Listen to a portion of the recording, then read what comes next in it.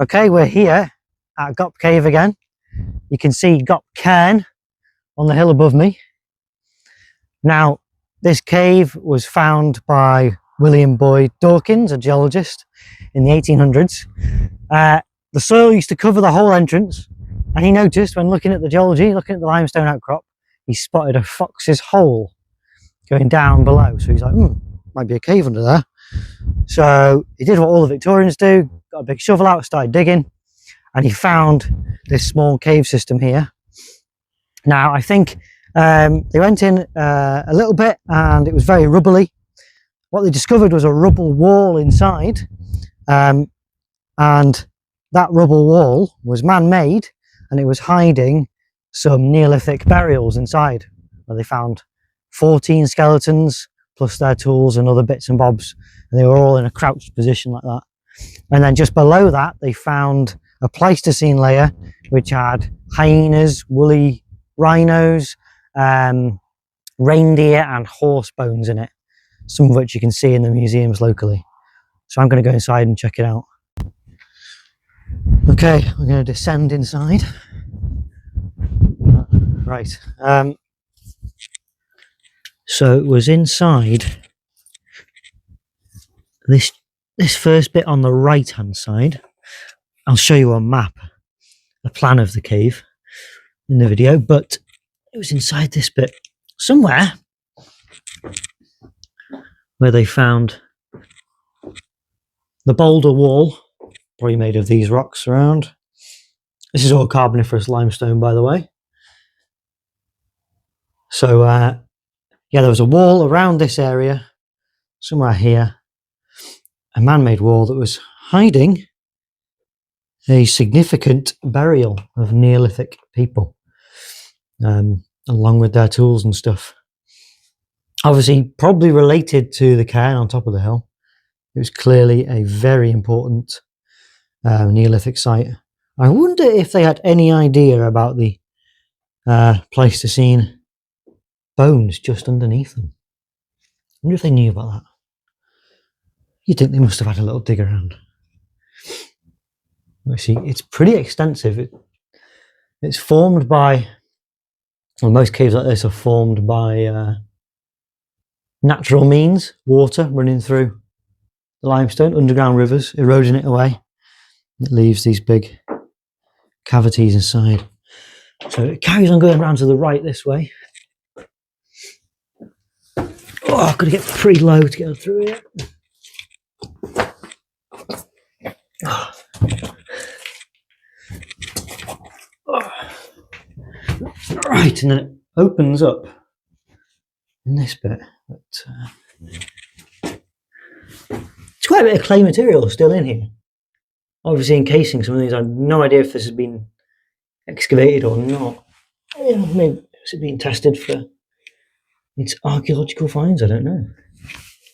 In fact, that looks like a bit of black organic material there. Could be a bit of charcoal or something. Don't know. Now this chamber I'm stood in now is really cool. Wow, look at that. And that just goes down there. I wonder how far it goes. But if I look up, this chamber goes really high. The force of water that has created this is probably, glacial processes. It's pretty incredible. There's some stalactites just starting to form up there. So this is the furthest extent on this right hand side. I wonder what the Neolithic people were doing in here. I wonder if they had any uses for this section of cave. If they were sheltering in here, or maybe there was some minerals they were mining. I don't know if there's any evidence of that. I've not read about it. Interesting nonetheless. Right. So just want to make it clear that the inside of this cave is not protected. The overhang on the entrance of the cave is a scheduled ancient monument. So I've just taken this pebble out of the clay, and you can see it's a nice rounded bit of perhaps mudstone. The fact that it's nice and rounded, there's big pebbles and all sorts of a mixture of stuff in the clay inside here. That tells us these are glacial deposits. So when the glaciers were melting, they were dropping all the rubbish they've scraped up, all the bits of different rocks from their long journey down here. They were dropping all that load off, and then the meltwaters were rushing through this cave, and they were filling it up with this clay material. And like I said before, I have no idea how much of this was actually taken out during those early excavations. Like, I wonder where that goes.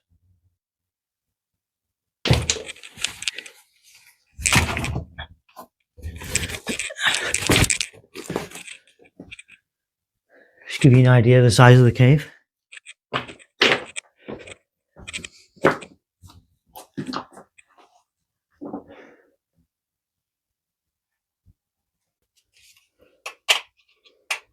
So, at the far end of the first chamber on the right that I first went in. Now, looking back, I've climbed up a bit at the top of the cave. Climb up the cave walls. You got these thin passages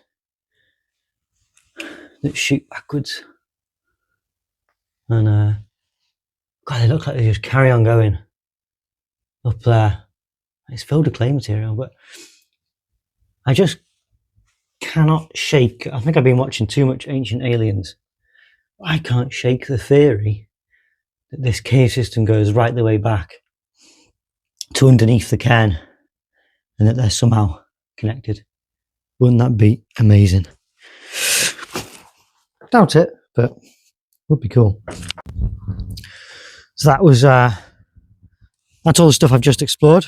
That's the chamber on the right with the second chamber that shoots off and goes vertical, and then here is the next one to try. Okay, so this is called the Northwest Passage, the Northwest Cave. This was found during later excavations, where they found a further 6 skeletons, including 2 children, and a beautifully made hand axe crafted from Graig Lwyd rock, which comes from Penmaen Mawr. So if you've seen my Conway video, same sort of rock as that. So that shows that these people were trading across the coast and bringing in their axes from elsewhere.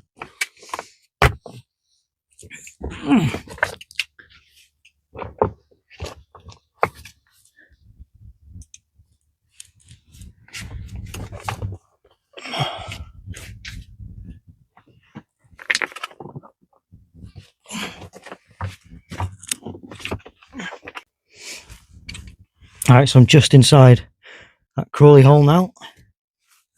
There's a cool entrance that goes down that way. That probably used to lead to the surface. And then it gets pretty narrow in here. Move some of these rocks out of the way so I don't injure myself.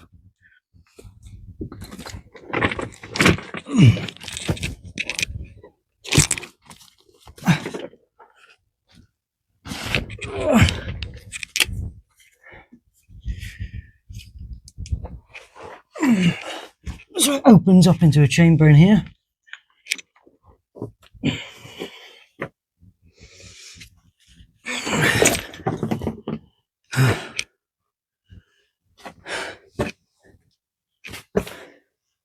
Ah, there's the other entrance.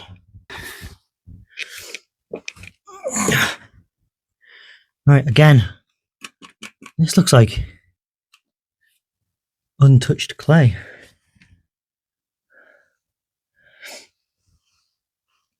So it opens up a fair bit down here.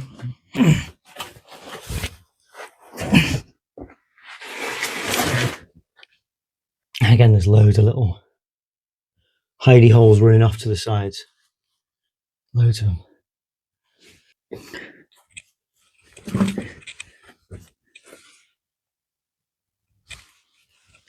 It looks like someone's been working down there. Some carpet laid out. Something like that. Right, so someone has been, looks like, digging out the clay down here. For what purpose? An archaeologist? Right, I'm probably going to call it here because I don't want to get absolutely caked in mud. But it doesn't go any further than that corner down there, so I'm led to believe. It's a pretty tight squeeze in here. You can see. I'm going to try and turn around in this tight bit and get back. So, yeah, all in all, really cool. Still got that feeling, you know, that passage that gets dead narrow. Got a feeling that leads off towards the cairn itself.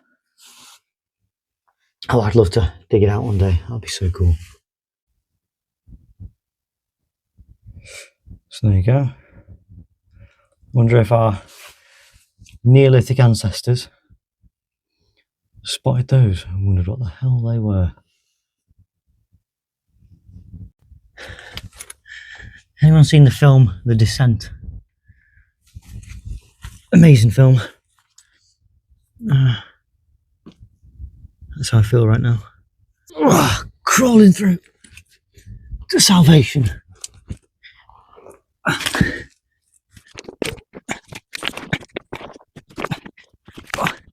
It's harder coming out.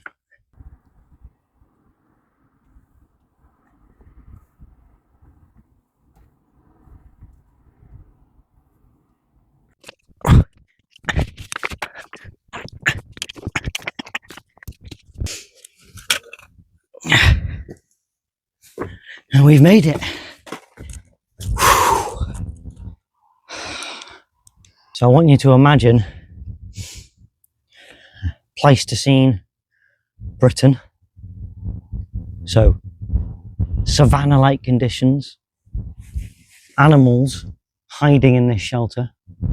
They found bones from lions, rhinos, hyenas, wolves, deer, reindeer, horses, plethora of animals, all preserved in Pleistocene sediments within this cave.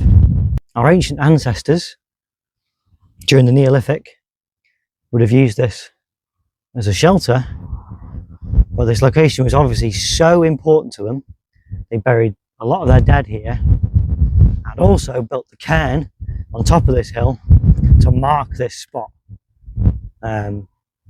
So it would have been seen for a long way around, like miles around would have seen this spot and known how important it was. And it was never robbed. No one ever bothered disturbing it because they found all those skeletons inside both of these chambers with all their belongings still with them. So pretty incredible place. The cairn itself is the largest Neolithic monument in Wales, second largest in the whole of Britain. So it's a pretty underrated site, absolutely fascinating. Right, well, we're on top of the cairn now. It's nearly July, can you believe? I'm nearly getting blown away here. But this is it, look at the view they had. Jeez. That's the view that they had from the top of this cairn. Basically unchanged. We're on top of a limestone ridge here. The ridge has been here for a long time. And they for some reason decided to build the biggest monument in Wales on top of this hill. About 15 minutes from my house. Pretty special place. But by God, it's windy.